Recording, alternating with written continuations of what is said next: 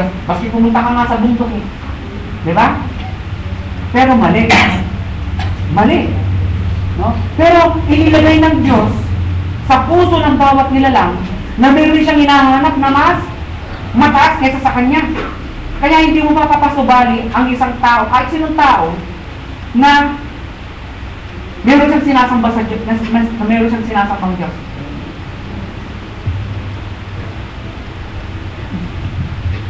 Kaya ang tao, hahanapin niya ang Diyos. Kaya tinapag pinahayagan mo ang salita ng Diyos sa tao, nakatunganga, nakikinig. Kasi yung espiritu niya, na-steer. Nung bata ako, wala akong alam sabihin. Alam ko may Biblia, alam ko merong religion. Pero hindi ko alam ang pakikinig ng salita ng Diyos. Doon sa tindahan, may nagpapahayag. Kapatid ni Siging. Si Siging. Hindi si Abel, yung isa. Bata ko, ang mga age ko nun siguro mga 14, 13, 14. Nagpapahayag siya. Nung narinig ko sila, ko sinasabi niya. Alam niyo ba? Dahil yun ang unang-unang kong pakikinig. Yung spirit ko na spirit. Hindi ko lang ito narinig ah. Nagsasalita siya 3 oras. 3 oras din ako nakikinig. Na hindi ako na inaantok. Hindi ako nahihinig. Ganun po ang tao. No? Kapag narinig natin ang salita ng Diyos at binuksan mo yung puso, yung kaluluwa mo yung espiritu mo yung steer, at hahanapin ang iyong kaluluwa, ang espiritu ang Diyos. Yes. Nakuha ninyo? No? Kaya ngayon, yun ang pasimula na kinakailangan ng tao may panganak na muli. At doon, pag sa'yo na ipanganak na muli, kapatid, doon pa lamang magkakaroon siya ng relationship. Yan tatawag nating religion. Connection between the spirit of human and the spirit of God. Yun ang tinatawag nating renigare. Pag-aaral niya. Yun ang religion. Renigare means to bind back.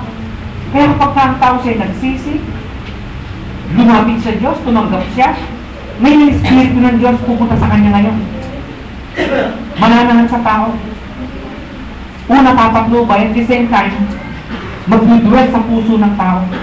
At yung tao ngayon na tumanggap ng Espiritu ng Diyos, take it or leave it, whether you like it or not, sasamba sa Diyos siya. At yung pagsambang yun, yun ang katanggap-tanggap na pagsamba. Meron naman sinasabi natin, kaya sinabi niya, Spirit and in truth. Spirit of katotohanan. Kinakailangan katotohanan kasi merong wrong worshiping. Yes. May maling pagsamba. Alam niyo ba yung tao, sumasamba yung mga iba, di ba? Noong lang February 9. Ay, January 9, tignan niyo. Di ba? Alam niyo yung January 9? Sinong nakakaroon ng January 9? Ha? Si Papa ka. Tama. Dito sa Maynila. Milyon-milyon. But it is wrong worship. Di ba? Kasi inahanap ng tao ang pagsamba eh. Kaya hinihiling dito, spirit and in truth. Spirit at saka katotohanan ibig sabihin, yung katotohanan ayon sa salita ng Diyos, kinakailangan ng pagsamba. Ay yung tao mali. Kaya hindi bawat pagsamba kapatid, katanggap-tanggap sa Diyos. Yan, hindi katanggap-tanggap yan. Kung minsan, karumal-dumal pa, diba? Pero tinanong yung makakala. Panal na ba? Diba? Gano'n? Pero pag sige, check naman eh. Wrong yan. It is not the truth. May mga iba, dahil walang relasyon sa Diyos, doon din na, yung walang relasyon sa Espiritu, wrong ang pagsambay. Kung minsan, itinadaan sa bulaklak, itinadaan sa kandila, doon napunta ako sa Thailand, dinadaan sa pera. Kaya doon yung mga mongha doon, yung pagsamba nila, di ba, nandito yung rebulto ni Buddha. Arpo, doon sa harap, alaki ng alkansya. Alkansya, oh. Kaya pagkasapa ka doon, nasunod ko lang ka, mahuhulog ka doon. Which is wrong worship. Di ba? Hindi naman gano'n ang harap nito. Kaya ngayon dito sa mundo, maraming wrong worship, mali. Ang worship nanggagaling sa puso. Sa espiritu. Naintindihan niya? O, meron kayong tanong. Naintindihan siya? Kaya tandaan nito, speechless sa Diyos? Hindi pa righteous, hindi pa napatawad, hindi pa naipanganak na muli. Walang pagsamba yan. Kung minsan dadalangin lang yan dyan sa bubungan, hindi aabot sa langit kasi walang connection eh. Or sometimes yung mga iba, wala talaga pagsamba. Hindi talaga sumasamba, di ba? Kung minsan mahalin lang Diyos, pag lumilin doon, pag pumapagyo, hindi na worship yun. Fear, takot, ay may sakit, Panginoon, pagaling. Yun. Diba? Hindi pagsamba yun. Kung minsan doon natatakbo sa Diyos, that is not worship. Ang worship, mga kapatid, nasa puso yan. Ngayon, itong ating tututungan pang mabuti. O, meron pa kayong tanong? Any question? Ngayon. Sige. Wala mo yung pagsamba ni David, yung sumasayaw niya, yung ginagawa ng ibang tekno, tama ba yun? Yung kay David naman kasi, yung kanyang pagsayaw sa labas di ba? Yun ay inward manifestation yun. Yung pagsayaw ni David, nakutin ko muna yung tanong ni brother natin. Yung pagsayaw niya doon, hindi sa pagsamba yun hindi sa kapulungan. Nung inilabas yung Ark of the Covenant, alam niyo yung Ark of the Covenant, ninakaw ng mga Pilisteo. Ngayon, nung na-recover nila, dahil yung Ark of the Covenant is the symbol and presence of God in the nation of Israel. No? Nung na-recover yun, nagsaya si David. Kaya habang ibinabalik sa Jerusalem yung Ark of the Covenant, sa tuwa niya, sa galak niya, sumasayaw siya. Yung kagalakan niyo. No? Ngayon, ang ginawa nila ngayon, ipinasok sa kapilya, yung sayaw. Kaya alam ba rin yun, umaten din ako nandyan Eto, alam niyo ba kung ano nararamdaman? Napunta na kayo sa concert ng mga sanilibutan? Kung ano nararamdaman mo sa pag-ganun din. Deep fight. No? Hindi naman tayo mahapon, mga kapatid. Pero sa totoo, ang Kristyanismo, basahin mo itong Kristyanismo, yung mga sumasamba dyan, hindi sila sumasayaw. Alam niyo yung sayaw-sayaw, na-start lang yan itong Pentecostal group. Ang nag-start niyan, mga kapatid, yung Assemblies of God. No? Tapos, ang kwento ni Pastor, yung nag-give, ano yung nag-give? Yung nag-speaking tongue. Yung speaking tongue groups na yan. Pentecostal yan. Noong 1905, in-introduce yan ni Jeffrey Brothers yan galing sa England. At nung in-introduce nila yung speaking tongue, sumasayaw na rin yun. Pero yung mga conservative groups of Christians in England and the United States, hindi nila tinatanggap. Pero umunlad yun. Sumikat. Hanggang na-introduce ni Charles Parham. Medyo alam natin yung history. Tinuro sa akin ni Pastor yan Yung Charles Parham na yun, yun ang sumikat na preacher ng Pentecostal na mga sumasayaw. Naging Assembly of God hanggang yung Assembly of God yung sa Manila meron yan yung Bethel Temple. Yun ang unang sumasayaw dito sa Pilipinas, yung Bethel Temple Assembly of God. Hanggang nanganak yan. Pati Katoliko ngayon sumasayaw na. Di ba? O, yung si Juan Brother Mike. Diba? Brother Mike. Pati oneness, sumasayaw na silang lahat. Masakit pa sa kanila, humahapon sila. Ay, dyan! Nakakatamad dyan, kanila Mga kapatid, alam niyo pagsamba, hindi nila alam kung isang pagsamba. Makita mo sila, nakapantalon, naka-t-shirt. Walang paggalang. Hindi tayo pero nakikita natin yung katotohanan. Kaya yung sinasabong pagsayaw na yun, doon na-introduce dito sa Pilipinas, hindi nang galing sa mga talagang Kristiyano.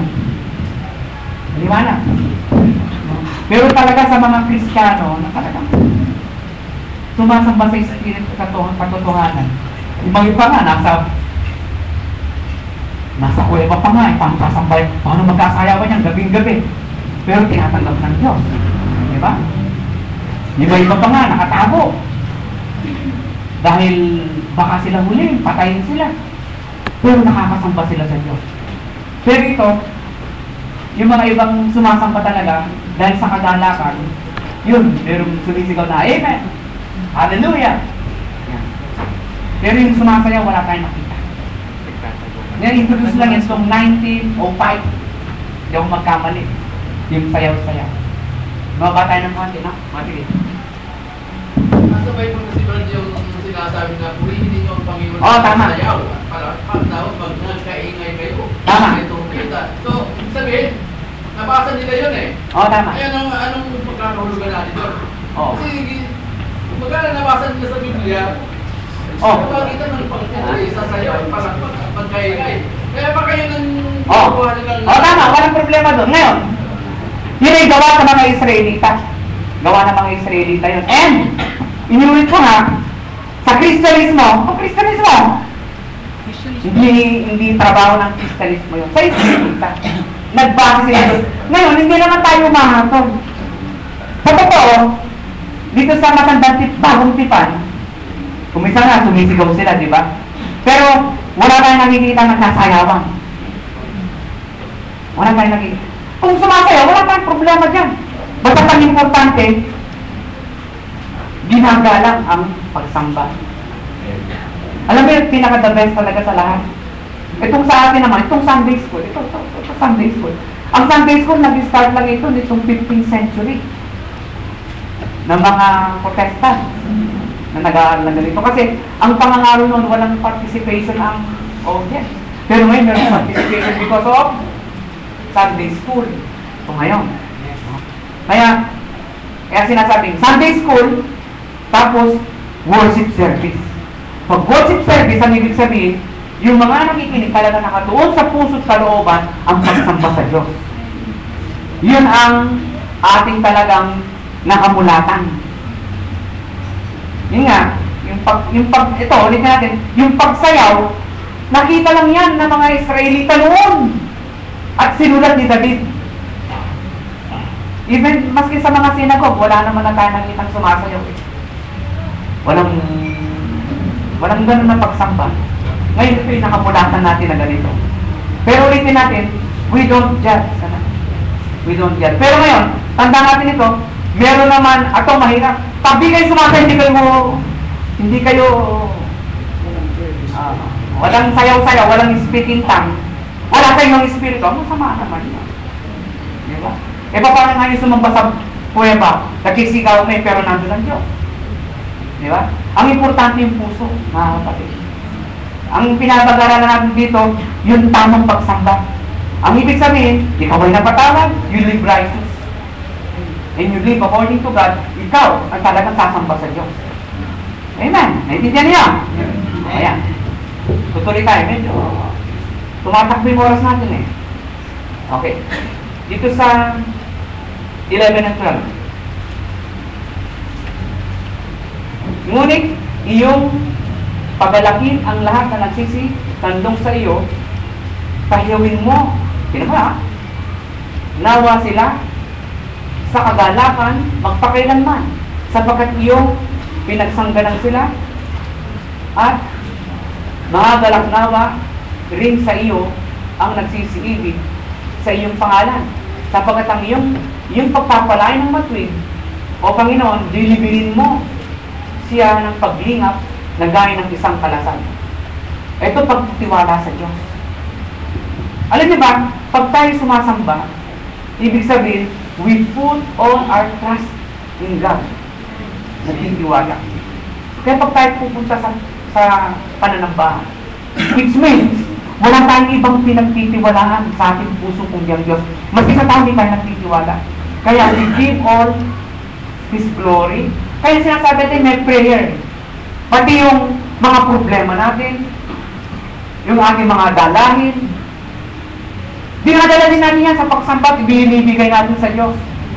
At itong kagandahan, sa pagsamba mga kapatid, kung minsan ng Diyos, doon ibinibigay niya ang katungkulan sa ating mga kahilingan. Kaya, ang pagsamba kasama dyan pagtitiwala sa Diyos. At pag may pagtitiwala ka sa Diyos, even doon na meron kang mabigat na Problema pag ikaw ay sumasamba, gumagaan yan mga kapatid, nagkakaroon ng kagalakan. Dahil alam natin ng Diyos, siya magtitiwala sa atin. Tingnan niyo sila pa, yung mga nalagay sa bingit ng kamatayan. Halimbawa, si Daniel. Si Daniel pinagtawanan sumamba sa Diyos yan. Di ba? Walang kakama sa Diyos. Within 30 days, kundi lamang dun sa ribulto ni Haring Nabucodonosor. Pero anong ginawa niya? Hindi niya pinakinggan. Mas na nasa bingit yung buhay niya. Umuwi siya. Binukas niya yung pinto paharap sa Jerusalem. Sumamba siya. Meron mga tik-tik. Sintinig na siya. Nahuli namin, sumasamba. Hindi siya nagpahinto. Alam, yun yung pagtitiwala sa Diyos, hindi kinakailangan mawala. Even though, yan yung pagsamba, sometimes, maski nawala ka sa loob ng kapilyang, ibig sabihin, you set your heart in trusting the Lord. Kaya, sometimes, anywhere, sumasamba ka. Lalo na tayo mga Kristiyano. Alam niyo ba noon, yung mga Hudyo, itong mga Israelita, sumasamba sila every 3 hours. 9 o'clock, 12, tsaka 3. Pupunta sila sa templo. Pero sa Kristyanismo, iba na. Pray without ceasing. Anywhere na ngayon. Kaya pagtitiwala sa Diyos, anywhere na yan. Pag tayo mananampalataya, you can pray and worship habang nagmamaneho ka. Habang nasa eskwela ka. Habang, nag-exam ka. You can pray there. Nasa pagsubok ka, manalangin ka. Anywhere. Yan ang pagsamba, pagsubok. Ibig sabihin, trusting, pagtitiwala sa Diyos. Hindi na puputol. Dahil yan ang pangako sa atin. Di ba napakaganda? Hindi ko naman sinasabi, pwede na sumamba kahit saan. Hindi na ako attend ng linggo, hindi ganon. May pagsamba. May pagpupulong. Hindi na kailangan makisa tayo. Sapagkat, 2, 3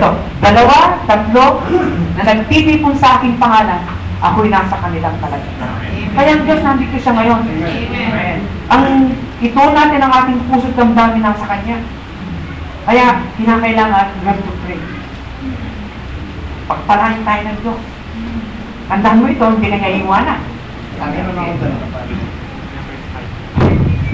Kasi minsan may papangaral mo yan, kung ako rin nangangaral, na it is a sin for me to not attend a worship service, lalong-lalo na yung prayer meeting in Sunday.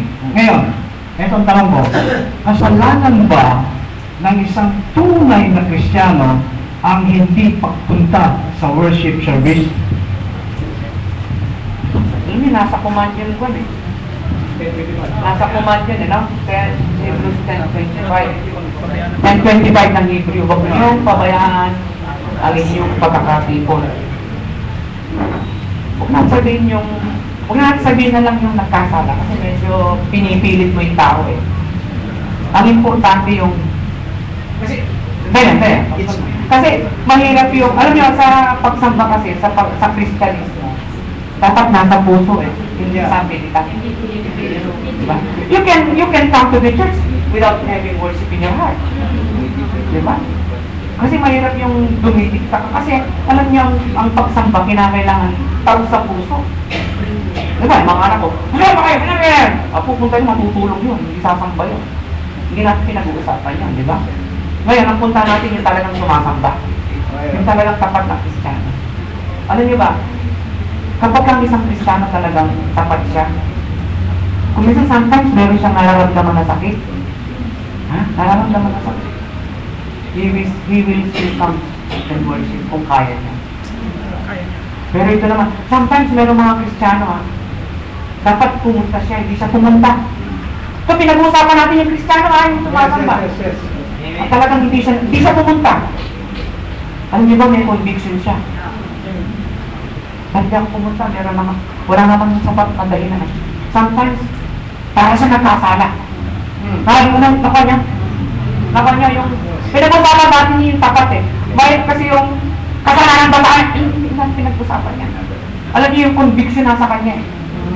Yung Diyos at siya. Halimbawa yung isang tapat na Kristiyano, walang dahilan, di siya nakadalo. Tandaan niyo, papagabagin niya. Pag sumunod na sa paiyak na siya, hindi ko dapat nagawa, Panginoon, sa iyo. Meron akong, wala naman pong may bigat na dahilan, pero sinadya akong hindi umatin. Papagabagin niya. Ako, mas maganda yun. Yun ang pinag-uusapan natin. Ang mag-a-accuse sa kanya, yung kanyang puso, dahil nagkulang siya sa kanyang Diyos na minamahal. Sa kanya sinasamba na dapat niyang sambahin. Amen? Convincing, no? Yun ang ating pinag-uusapan. Hindi yung magbubok tayo, huwag na pinamamayan, nakakalakan. No. Iba yung talagang sumasamba sa Diyos. Yan din sa true conviction, iiyak yan, mga kapatid, pag nagkulang siya. Naintindihan niyo? Kasi mahal niya ang Diyos. Kaya nga sa pagsamba, nandun yung honor and love. Oh, okay ba? Okay. Okay, brother. Napapakiusap mo kapag minsan eh. Yan ang umiibig sa Diyos. Yan. Dini ito ito is spontaneous, mga kapatid. Ako ay magpapasalamat sa Panginoon ng aking buong puso. Aking ipakikilala ang lahat ng iyong kagilagilagas sa mga gawa. Ako'y magpapakasaya at magpapakadalak sa iyo at ako'y aawit ng pagpuri sa iyong pangalan o ikaw na kataas-taasan. Ito reverence. Reverence ito. Kataas-taasan. Ang ibig sabihin, wala kang kinikilala kundi ang Diyos sa iyong puso. Dapat yun na pag sumasamba tayo, wala tayong ibang sasambay kundi ang Diyos. Ano yung sometimes, meron tayong mga pagkakamali eh. Kasama na rin ako. Sometimes, yun ang preacher. Minsan, alam yung worship yung pupuntahan. Ang worship, mga kapatid, sakripisyo yan. Hindi ka pupunta sa concert. Hindi ka pupunta, tama yun. Hindi entertainment. Hindi ka parang pupunta sa concert, yung be entertained by preacher. Hindi po yun ang pinag-uusapan sa pagsamba. Ang pagsamba, mga kapatid, yung kabutihan ng Diyos na ginawa sa iyo sa mga nakarang panahon. O kaya, may biyaya ka natanggap. Pupunta ka sa kapilya. Hindi yung dami. Hindi yung pagandahan ng damit. Hindi yung pahabangan ng buhok. Hindi yung pahabangan ng dila. Hindi yung pinag-uusapan. Kundi, joke lang yun. Kundi yung sasamba ka sa Diyos. Sasabihin mo yung nasa puso mo yung kabutihan niya. And sometimes it takes na, yung mga iba pa nga, ako na humahanga eh. Yung mga Katoliko, kung maaaring iluhod nila yung mula sa bahay nila dun sa altar eh, di ba? Kita niyo? Gagawin nila ba? Kasi meron yung lumalabas yung pagpapasalamat eh. Sometimes, nung kabataan kami noon, may mga tiga-malawang mga kabataan silang. Ano ba? Pag nakita ko silang dumating, siyempre hindi sila dalating na rin, late. Darating, ang pagsama namin ng 7:30, di ba? 7:30. Makikita mo sila 7 o'clock, darating na yan. Tricycle, kung minsan lumalakan. Pag pumapasok sila, umiyak sila. Nakikita ko, lumuluha sila. Ay, nasamba talaga ito ako. Luluha sila. Pagdating doon, uupo na yan. Papatotoo kung ano yung ginawa ng Panginoon. Kung minsan yung papatotoo, si brother eh, tama na, hindi mo talaga matigilan. Kasi nandun yung pagsamba. Yun ang ibig natin sabihin. Hindi mo pipigilan yan. Nanggagaling yan sa puso na nagmamahal sa Diyos. Nanggagaling yan sa puso na nakikita nila ang Diyos gumagawa sa kanilang buhay. Kaya yung pagsamba, hindi ka pupunta doon para mapakinggan mo si preacher na magaling. Kundi pupunta ka doon para pasalamatan mo yung Diyos. Kaya hindi ka mahilig. Amen? Amen. Yan, kataas-taasan pagsamba yan. Any question? Okay. Ano naman yung Brad yung nandito ka? Present nga niya. Oo. Pero ang isip niya wala naman. Isip Nasa bahay, nasa problema. O kaya, nagpunta siya dito, naniyahan lang o nakisama lang. Paano naman yung pagsaban niya ngayon? Meron bang puluhan sa harapan ng Panginoon? Okay. Lima tayo, meron tayong inimbita. Yung inimbita natin, ibig natin, mabuksan yung kanilang puso. Yes. Amen. Pero sa part, siyempre, sumasamba din sila kasi tatayo, dadalangin, di ba? Ayan, nakikinig. Ito This is an act of worship, di ba? Pagsamba. Ngayon, ang importante nga, ang pagsamba dun sa sumasamba. Kaya, pagka tayo nasamba mga kapatid, huwag na natin pakialaman yung nasa tabi natin. Ang intindihin natin, ikaw at ang Diyos. Amen. Ngayon, responsibilidad ng pastor, di ba, merong hindi dumalo. Kasi congregation eh. Merong hindi dumalo. Bibisitahin niya bakit hindi sumamba. Sometimes yung congregation, indicator yan kung sino yung mga kung sino yung malalapit sa Panginoon. Responsibility ng pastor yan. Ngayon tayo mga mananampalataya, our responsibility naman niya, duty. Sambahin natin ng Diyos, kaya tayo pupunta doon. Ngayon, kung yung kapatid mo, nakita mo siyang gano'n, bayaan mo na lang siya. Kasi pagsamba yan. Ang pagsamba is, sarili na niya sa Diyos. Amen. You pray, you give everything. Kaya nga sabi niya rito sa ating introduction adoration, sumamba ka. Confession, ano ba? Alam, sometimes yung confession, hindi naman yung lahat kasalanan eh. Or if you sin, you confess your sin. Pero kung kagandahan din, binabanggit mo sa Diyos yung kabutihan niya. Salamat po. In-acknowledge mo on your own. If there is testimony, we testify. Kasi kasama yan eh. Kasama yan. Di ba, pinagpala ka ng Panginoon. Okay, may gumaling sa kahilingan. Sabihin mo, sana yung mga iba mapagpala. Kung meron kang problema, nung nakaraang linggo, nasolusyonan, kung meron time na tumayo ka para yung mga iba, mag-bless sila. Alam niyo, doon sumisigaw yung puri ng Panginoon. Yeah. Salamat sa Panginoon. Doon lumalabas yun. Kaya merong sumisigaw. Tingin sa Amerika. Pagka tayo dito sa Pilipinas, ang medyo silent type eh. Doon sa Cayman, sila ba? Parang sila lumilipad. Praise the Lord! Talagang sumisigaw sila. Hindi sila sumasayaw. Sumisigaw sila.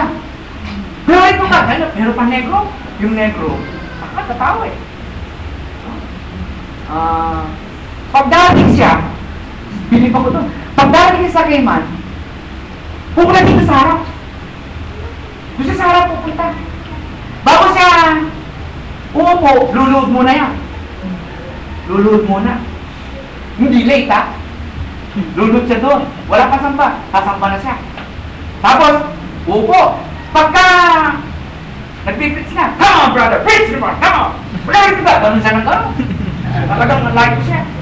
Pero gustong-gusto siya. Gustong-gusto siya kasi, alam niyo yung preacher, once you say amen, narakuhan niya, na-inspire. Alam yung spirit ng lumahating yan eh. Lumahating siya. At marami pa siyang idea na masasabi. Nakita niyo si Marian Crisler. Come on, preach it! Come on. Di ba gano'n siya ng gano'n? That's not worship. Kasi they feel the presence of God. They are blessed.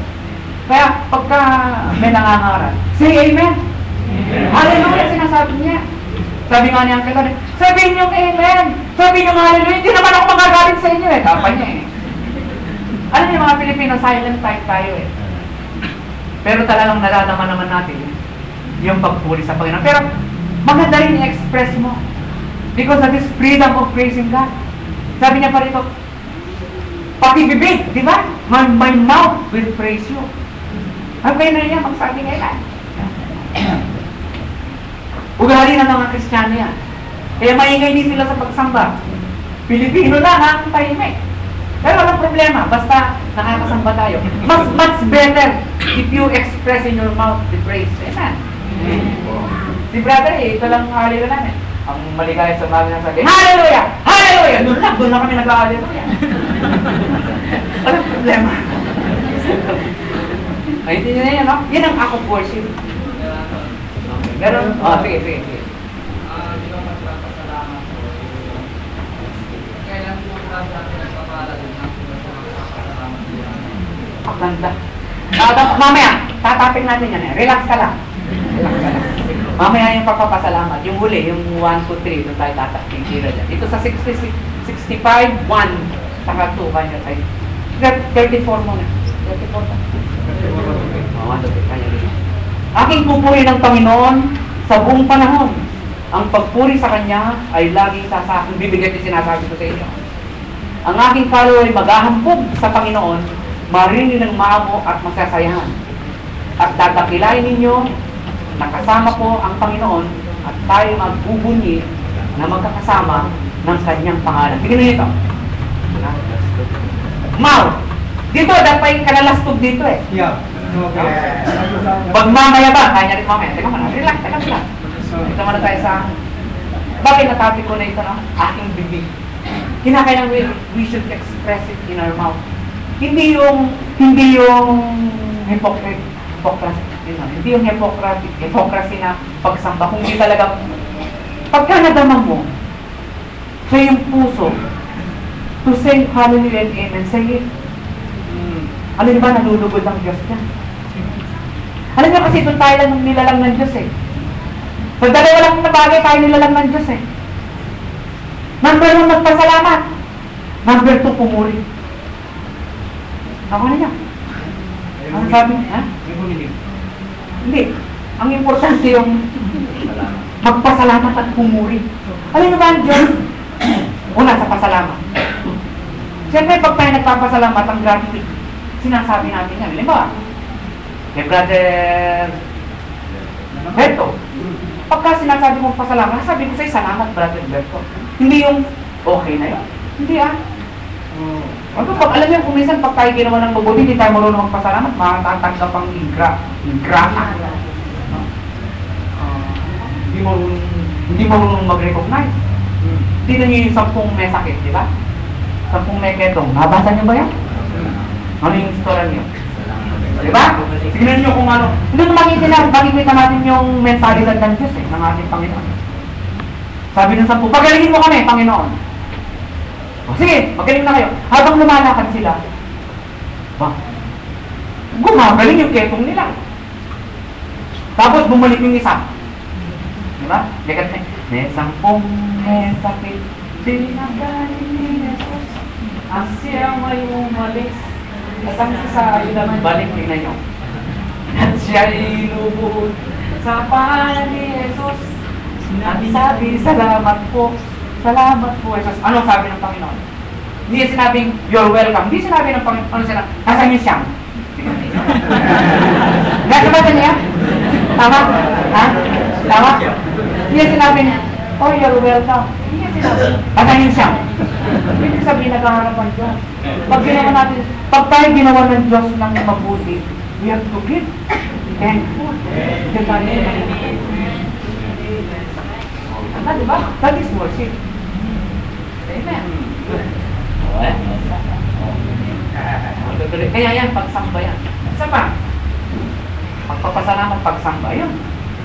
Yung pagsamba, nadama natin ang kanyang presensya. Within His presence. Yan, panalangin. Kaya tinili si David, lumalati ka Diyos, pas pinakasalamatan ka. Dakilan ka Diyos, sumay. Ano ba? Ang Diyos naman ng 24 manila lang. Anong ginagawa nun? Nabasa yung sila bilik ka? Anong ginagawa nun? Kumakanta lang sila ng kabanal-banal. Hanggang ngayon kumakanta pa rin sila. They've been created to glorify God morning, noon, and night. Yan ang kanilang trabaho. Ngunit, special tayo mga tao. Kaya may pagsamba eh. Tayo may pagpili. Kung ayaw natin sambayan ng Diyos, hindi na tayo magpipili. Pero mas magaling tayo kaysa doon sa 24 na nila. Kasi yan parang kanya na eh. Cassette tape lang yung sinwitch ng Diyos sila. Purin niyo ako. Puri sila. Puri sila. Tulad sila eh. Pero tayo hindi. Nadama natin yung kabutihan ng Diyos. Nadama natin yung pagpuri ng isang Kristiyano out of love. Out of His goodness. Sometimes we cry. Amen. Sabi nga ni Brother, kung minsan, mananayi ako, maalala ko yung kabutihan ng Diyos sa akin. Luluha na lang ako. At doon, minsan luluhod ako, magpapasalamat ako sa Kanya. Pagpupuli ako sa Kanya, itatas ko ang kanyang pangalan. Ang Diyos, luluhod natin siya. Amen. Di ba? Ganda yun eh. That is worship. Kung minsan, dito natin ginagawa yun sa kapityo. Amen? Amen. Okay. Sabi niya pa rito, yung wala yata. Ang aking kaluluwa ay maghahambog. Kanya rin yung boast. Alam niyo ito, yung paghahambog na ito, ang itinataas ng Diyos. Maririnig ng maamo, masisiyahan siya. Ano niya? Ganon ang epekto. Ang isang sumasamba sa Diyos, ang kanyang pagyayabang nakapatungkol sa Diyos. Ibinibigay niya sa Diyos, hindi sa kanyang sarili. At pag narinig ng mga maamo, ibig sabihin may takot din sa Diyos, maliligayan ang kanyang puso. Praise the Lord! Kanila. Purihin ang Diyos. Yun ang epekto niya. That is worship. That is worship. Tignan niya, sa iba't ibang paraan mga kapatid, ito yung ginagawa ni David sapagkat nagbumula sa puso ang kanyang pagsamba. Dapat maging ganun din tayo. Amen? Kaya, always start with the heart. Ngayon, medyo paspasan natin ang konti. Ito sa 65.1. Naintindihan niya, mga kapatid? Amen. Amen? Okay. 65.1. Ang kapurihan ay naghihintay sa iyo, O Diyos, sa Sion. At sa iyo ay isasagawa ang panata. Alam niyo na siguro kundi si Sion. Kung sino si Sion. Sabi ni sa madalang, ay doon sa yung pastor kinagkanta niyo na, kanya, may asama si Kristo, kanya. Sino? Sindang Sion, kanya. Hindi si Sion. Si Sion ang kasama, si Sion ang ibig sabihin, that is the church. Church, tayo. Sabi niya dito, walang ibang, ulitin ko sa inyo, walang ibang magbibigay ng kapurihan sa Diyos kung di ang mga Kristiyano. Sion, tayo, church. Kaya, maganda mga kapatid, pag merong pagpapapala, meron kang magagandang experience sa Panginoon, dadalo ka sa church. Usually, pag narinig yan ng mga mananampalataya, that's how we worship and we praise God. Pati sila mapapagpala. Hamon niya sa bawat isa. Kaya, huwag yung sinosolo yung kaninyo yung blessing ninyo. Amen. No? Yung mga pagpapala nyo lang hihingi nyo sa Diyos. Hindi lamang yung humingi tayo pagkatapos binigay na tapos na. Hindi. Kinakailangan, if you can bring it to the church and share it to the other, mag-bless sila, mag-bless ka rin. At ang Panginoon siyang may tataas. Amen. Yan ang worship. Isa yan sa pagsamba. Kaya tayo meron tayong testimony. Alam niyo ba, sometimes yung testimony, siyang nakapapag-gising ng mga kaluluwa ng mga kasalanan. Amen. Oh, yung personal experience, kung paano ba? Okay yun ah. Doon, nagkakaroon ng spirit ang kaluluwa ng isang tao para sila lumabas sa Panginoon. That is a part of worship. Yan ang tatampanan ng isayon ng church sa sanglibutang ito. Kaya ginamit mag-invite tayo. Amen. Kasi sila, lahat ng kaluluwa lang ba ninyo? Ginalang yan para sambahin ng Diyos. Hindi para namang mabuhay mamatay, tapos pumunta sa... Hindi, ganun ang pinag-uusapan natin. Napag-ibig ng Diyos, lahat ay makalam ng katotohanan. Mamuhay sa katotohanan, pagsisi, at sambahin siya sapagkat lahat tayo nilalang ng Diyos. Huwag natin sosololin. Meron mga iba, bigot. Alam mo yung bigot? Kami lang ang sa Diyos.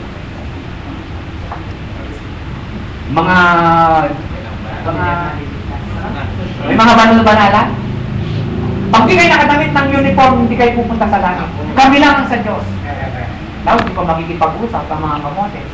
Hindi ka tanggap-tanggap sa Diyos yan. Dapat, ang church, ang Zion, must be open to all, especially those who are unsaved. Amen. Kaya, maganda yung nag-invite tayo. Pwede ka man doon. Pananambala. Oh, amen! Kaganda niya. Kasi, dumarating ito sa pusong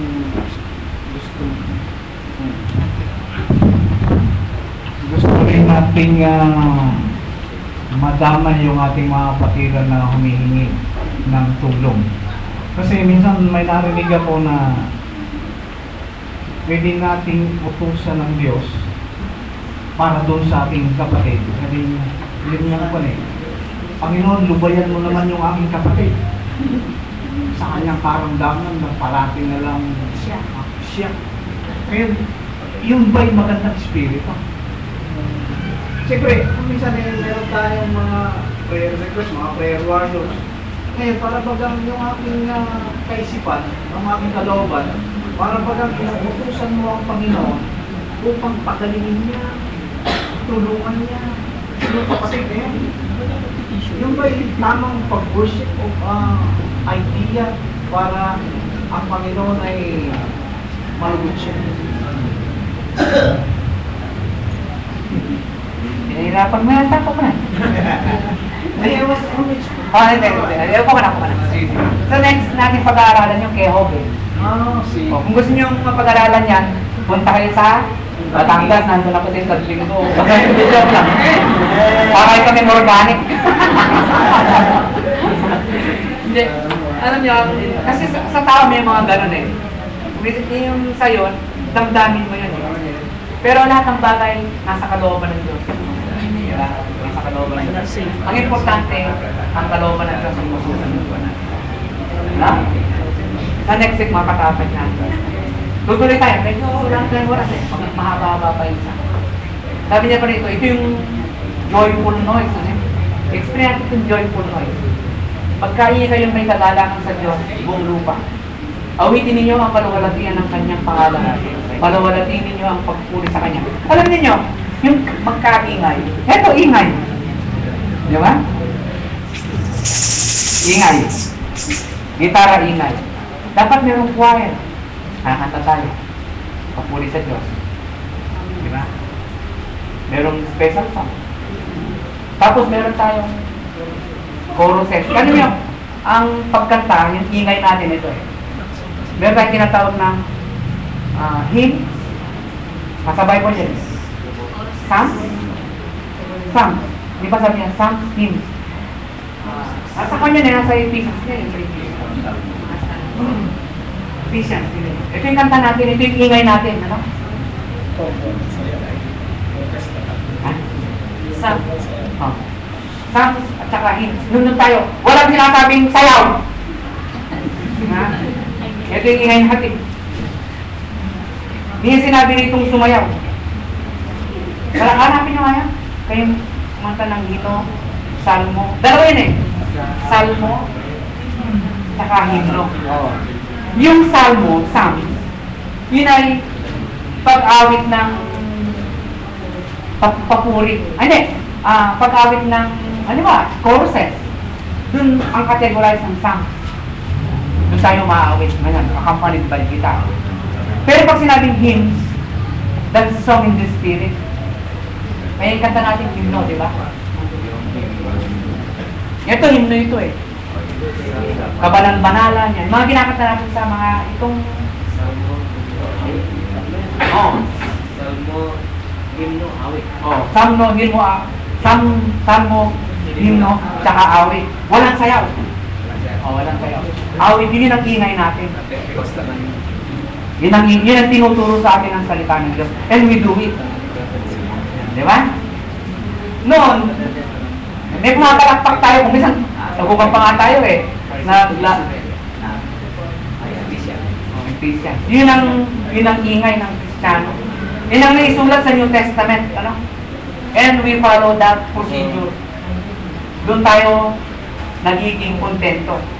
Kung saan ang salmo, himno, awit, saka sayaw. Gawin natin yon. Pero walang sinasabi sa ating Kristiyano. Yung sayaw, nag-derive yan sa matandang tipan. No?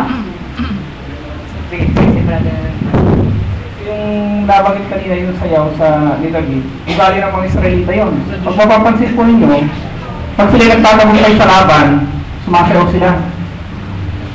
Doon sa chapter 11 ng Hukom, verse 30 hanggang 39, yung verse 34, sila Jephthah, meron siyang pangako sa Panginoon, pag nakipaglaban sila sa mga anak ni Amon at sila nagtagumpay, yung sasalubong sa kanya, bibili niya sa Panginoon. Nagtagumpay sila. Ang sumalubong mga dalaga, sumasayaw. Yung anak niya nakaisa-isa. Kaya doon, mababasa mo, yung anak niya, hindi, dahil nandun sa Panginoon, hindi nag-asawa. Kaya makita mo yung ugali ng mga Israelita noon yun.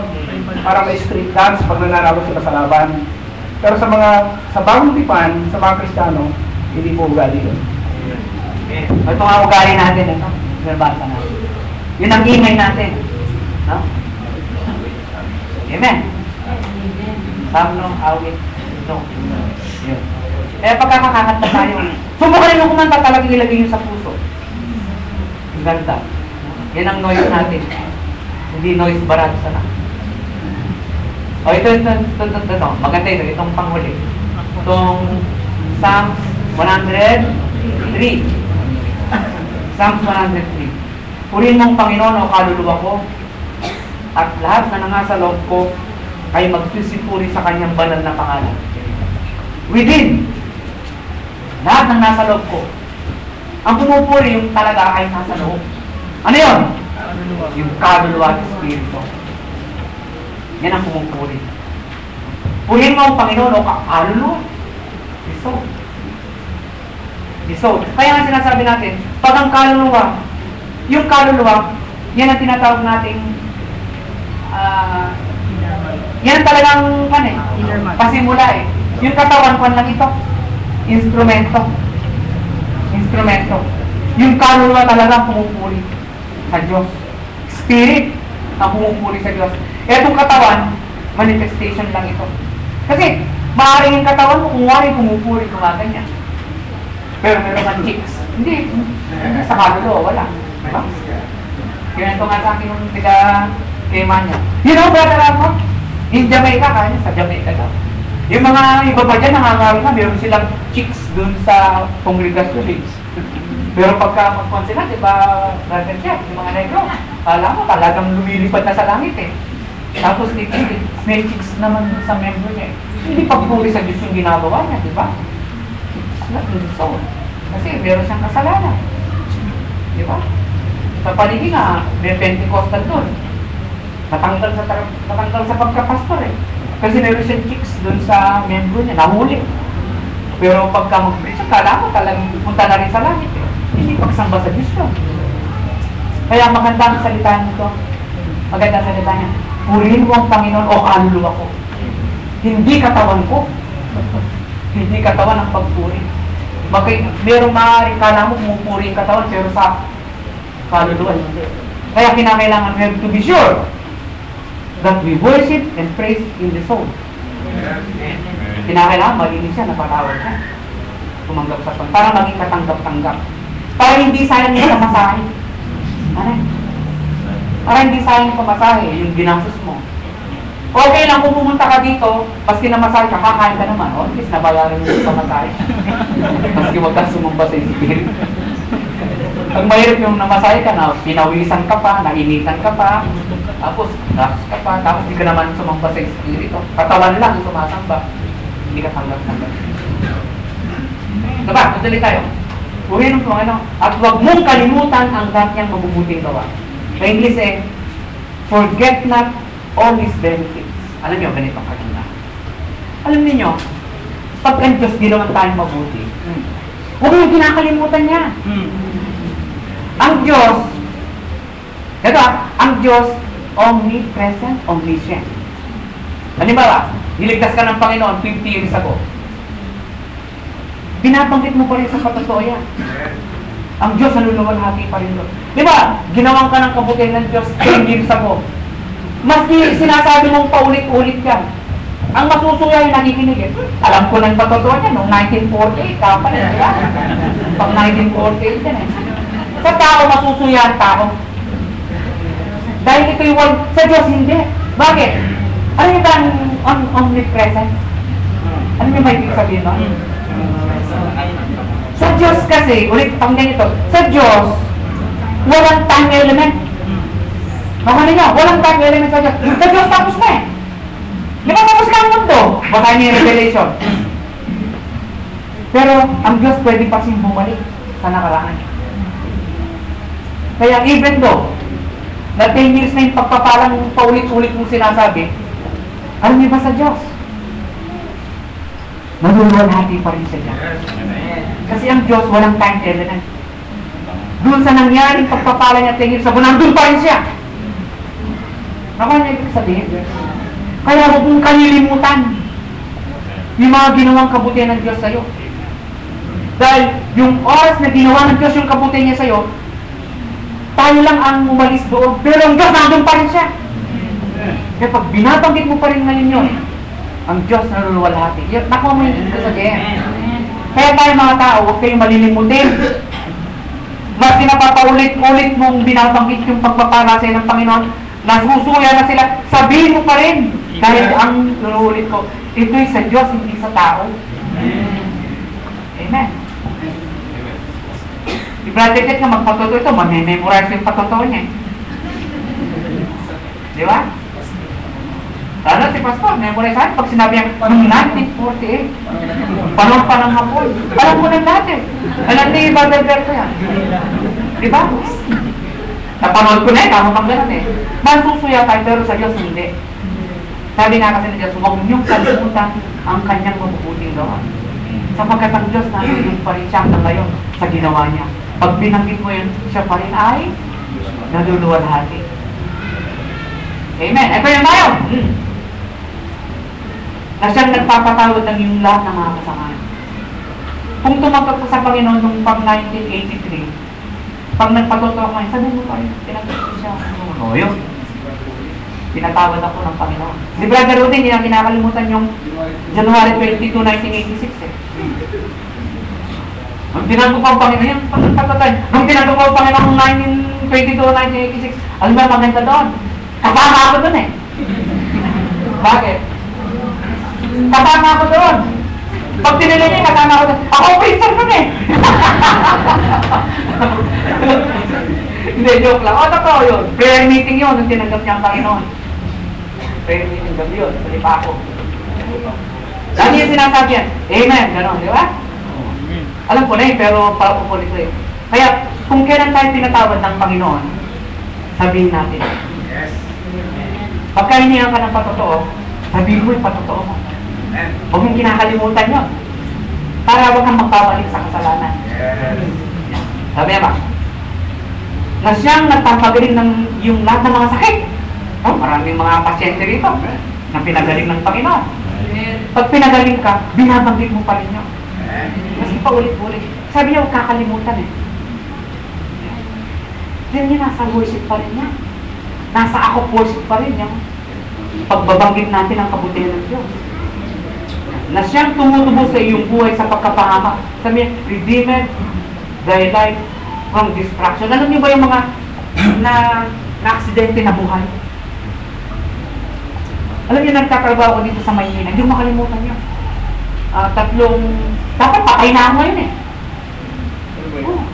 Boy pa rin naman ako, sawa ng Panginoon. Yung isang fatal accident ko, kasama ko yung si Ruth, yung asawa ko, at saka yung anak ko si Orpa. Yung jeep kong bulok. Jeep ko yun. Nakita niya ba yung kulay itim na red van ngayon? Guwapo siya rin, pinagawa ko eh. Ano ba naman ng premyo yun? Galing kami sa Lampiguan, doon ako nung nag-picture sa pag-ibig. Pumunta ako sa bayan, pabalik. Alam niyo ba yung UCPB? Pinagantay niyo ng process. Tumatakbo siguro ako mga 60 o 40. Nawala ng preno. Talagang shoot na shoot. Paano mo nakakahit mo ito? Alam niyo ba? Sabi ko kaya, ang option ko, babanggain ko yung gate ng kwan? PNB. Yun ang option ko. Pero, Panginoon, tulungan mo naman kami na. Yun ang dinalain ko. Hindi nakaparad ng tricycle. Pupuntang Baguio, pupuntang Manila. DTO, PNB. Di ba may papagano'n? Karaming tao. Diyos ko po, ako malapit na. Talagang, umaga na kayo ako. Makaksidente na tayo. Ako sa kanya. Papangga na tayo. Alam niyo ba, tama? Nung parating kami, biglang yung papunta ng Manila, nawala! Nag-clear! Nag-clear siya! Ay, shit na siya pa! Pag gano'n na siya. Sa lakas siya pag gano'n, gumanong pa kami. Siyempre, ginamit kong gano'n. Tumaas pa. Nakikita sa amin si brother at saka yung anak niya. Napasigaw sila. Pati yung natun sa tapat ng water district doon. Pag gano'n siya eh. Parang wala nangyari. Pero mga kapatid yung nervous ko. Yung takot, dapat patay na kami nun. Kundi pati yung asawa ko. Isa yan. Pangalawa, hindi pinakalimutan yun. Alam ko, Diyos, nandun siya. Iningatan niya kami. Yung pangalawa, dito sa Ortigas, sa Megamall. Pero baba sa Manila lang. FX, sumasakay ako dito sa Cubao, papunta sa Makati. Nasa likod kami, Sabado yan. Kaya hindi ako umaalis, hindi dumadalangin. Lulod ka muna. Panginoon, ingatan mo ako. Yun. Alam niyo ba? Kasi may merging traffic dito sa Mega Mall eh. Yung papunta sa ilalim. Ako papunta dito sa Sumo Boulevard. Di ba? Pagka maraming sasakyan, ihinto yun eh. Hinto kami ngayon. Alam niyo ba sa likod? May bus. Nakataka naman ako dun sa bus. Tumatakbo siya kabilis. Ang usok puti. Nakaganon yung gulong niya. Papunta sa... Ay, mababangga tayo sa silok. Mababangga tayo. Ako ganyan. Umawag na ako. Ako, mapipisa na. Nananundun ako sa bungad. Alam ko, kung masushoot eh, dahil dire-diretso. Alam niyo ba? Nakaganyan kami. Lumalapit yung bus, gumagano siya. Gumagano. Tama-tama. Pag ito niya, sa gilid, bag. Gumanon lang siya. Gumanon lang kami. Alam mo, makapayak na sa kabutihan ng Panginoon. Siguro kung wala ako sa Panginoon, inuud na ako ngayon, mga kapatid. Lusak-lusak na ako. Pero sa kanyang awa, nandito pa rin tayo, mga kapatid. Hindi ko kinakalimutan yan. Alam mo, distraction will come. Ang distraction, kumisan lahat eh. Di ba? Hindi walang exempted dyan. Di ba? Na-accident sa motor. Di ba? Meron pa ako nakita sa Facebook, nakati yung katawan niya. Di ba? Halos na nangamamatay. Okay, distraction in mga ordaper. Di ba yun? Meron pa rin tayo. Pinagpamba rin. Alam niyo ba? Ang Diyos, ang kanyang mga anak, nililigtas tayo dyan. Nililigtas tayo dyan. Ano pa mga distraction? Karami. Dito sa Maynila eh. Bahal, yung tulad. Darating yan mga kapatid. Pero yung mga nagtitiwala sa Diyos, iingatan niya tayo dyan. Pagka may gano'n, huwag nyo kinakalimutan. Yun ang ipagpapahayag ng Diyos, iniilig ka niya, iniingatan ka niya. Brother ko niya, lambiyan ka rin nga, garangkol na eh. Marami na. Kasi ito, tao lang sa akin ito eh. Ano? Pero ang Diyos, tingnan niyo, ipinakikita niya doon ang kanyang kabutihan. Pinakikita niya doon na iniingatan kita. Ha? O, yan. That's one way to worship Him. Eh, huwag natin kinakalimutan yan. Na siyang nagpuputong sa iyong kagandang loob at malumanay na kawan. Sabi niya, crowned thee with loving kindness and tender mercy. Alam niyo, kuminsan umunlad tayo eh. Di ba? Umunlad tayo. Pinagpapala tayo. Di ba, sa pamilya, nag-graduate yung mga anak mo. Bicycle driver ka lang. Mga kapatid, bangusapan niya. Di ba? Bangusapan niya. Oh. Dati, tatay mo magsasaka lang. Eh ngayon ikaw naging milyonaryo. Bakit? Hindi mo alam yan, mga kapatid. Yan ang tender mercies and blessings of God. Kung yung kinakalimutan niya, material lang yan. Pero makikita mo naman ang kabutihan ng Diyos, nandito yan. Kaya natin kinakalimutan niya. Pag pinigyan ka ng Diyos, pagbigyan ka naman na. Huwag ka na magkapit. Bakit? Bawin niya yan, kapatid. Pero alam ko, mga mananampalataya, they are on giving side. Pero na naman ang pinagpapala kasi mapagbigay eh. Right. Yung mga kuripot, di mo pinagpapala eh. Kaya kayo mga kuripot. Gusto nyo naman lang. Magbigay kayo. Kasi nasabi, tender mercy sa ibig sabihin. Maging mahalagin kayo. Pag merong message, magbibigay kayo. Ha? Intindihan niyo ako? Ha? Pag meron kayong pera, may nangangailangan, tumutulong kayo. Kasi ang pagpapalay ng Panginoon, yung tender mercies niya, nandun sa meron tender and mercy. Natindihan niya. Yung mahabagin, kahabagan. Amen. Eh kung hindi ka mahabagin, pagka marami kang pera, dito na naman itong kamote ito. Pagka wala akong pera, hindi ako kilala. Pag alam niya may pera ako, siya pupunta sa bahay. Mga kapatid, bigyan mo rin niya. Maski yung utang siya, huwag siya magbayad. Ang Diyos ang magbabayad sa'yo. Huwag natin kinakalimutan yun. Amen. Yan, kasama pa eh. Kasama sa pagsambayan. Kung minsan, mga konsumisyon na kamag-anak. Konsumisyon na kapitbahay. Pagtiisan mo yan mga kapatid, pagpapalain ka ng Panginoon pag pinagpala mo siya. Kasi naman, doon mo lang naman may papakita ang Diyos pag ikaw ay mapagpala, di ba? Oh. Subukan mo meron kang pera, pag maramot ka. Ay, para humingi ka sa pader kanila. Pero kung tayo ay open, mga kapatid, ang Panginoon, ang pinagpapala niya yung mapagbigay. Yun na may tender love and mercy. Amen. Yo! Ha? At tayo matapos, konti na lang. Na siyang bumubusog sa iyong bibig ng buting bagay ng patang iyong kabataan na ibabagong parang agila. Hindi ka makukutom. So it takes to food. Alam niyo, minsan nag-iisip ako eh. Konti na lang ha. Nagkasa tayo eh. Sana lang. Alam niyo ba na gano'n ko napakinggan? Expert ito. Alam niyo ba pag nawala na ng langis?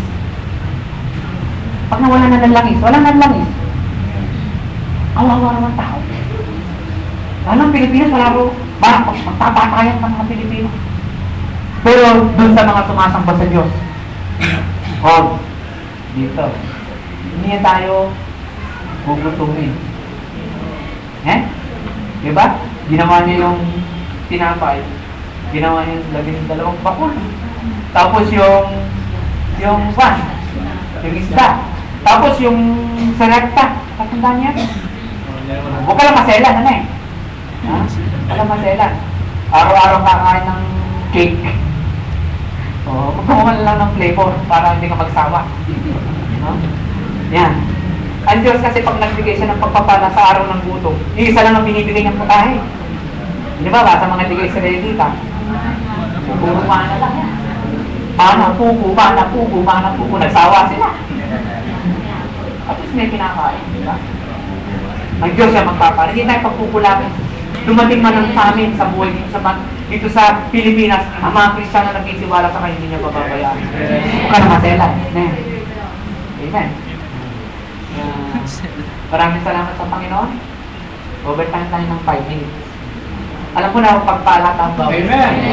Ay kung natin ay sumayon, ay kung manalangin. Tingnan natin kay Brother Jerry sa mga. Ama namin Diyos na makapangyarihan po sa lahat. Panginoon, kami ay nagagalak. Sa unang biyaya pa lang, kami ay busog na. At kami ay malakas sa aming buhay spiritual. At habang kami ay kumakain ng tama, alam po namin na kami ay lalo pang maging mapagtagumpay. Kaya hayaan mo ang banal na Espiritu, Panginoon, ang siyang manalasa sa aming pong puso. Higit sa lahat, Panginoon, ng aming pong mga bisita. Sila ay magkaroon po ng pagnanasang sundin ng kalooban mo upang ang banal na Espiritu ay atid sila sa altar ng pagsisisi. Panginoon, gamitin mo po ang iyong mga salita, ang katalinuhan ng iyong mga itatayo sa likuran ng pulpito na makapangyarihan na dadapo at gigising sa mga puso, Panginoon. Ama, kami ay naggagalak at nagpapasalamat sa oras na ito na sa amin pong mga tinanggap na ay gusto po pa rin namin na mapagpala. Kaya dayaan mo ang iyong banal na Espiritu ang siyang mga siwa sa buong panahon ng aming pong pag-worship na ito sa pangalan ni Jesus ng Panginoon. Amen. Amen. Amen.